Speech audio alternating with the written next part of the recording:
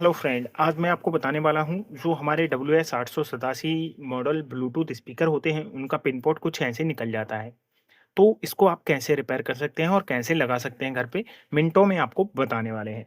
Friend, क्या करना है, आपको एक यूएसबी लेनी है जो कि आपको जितनी लंबी चाहिए उस हिसाब से ले लेना।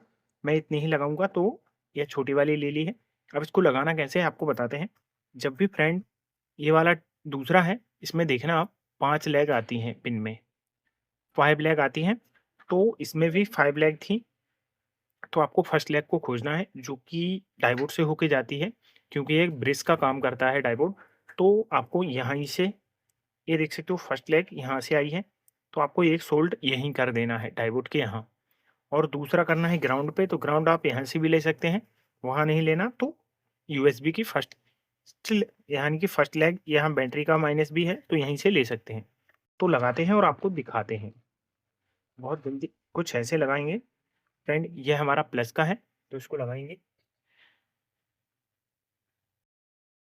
ये देखना आप,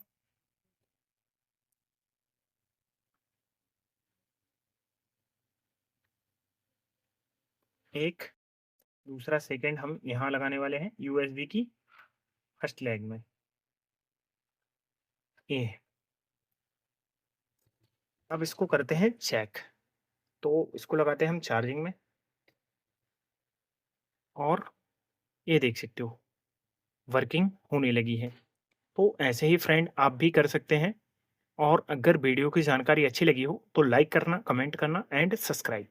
अगले पार्ट में हम आपको इन सभी ब्लूटूथ मॉड्यूल के पिन लगाना सिखाएँगे।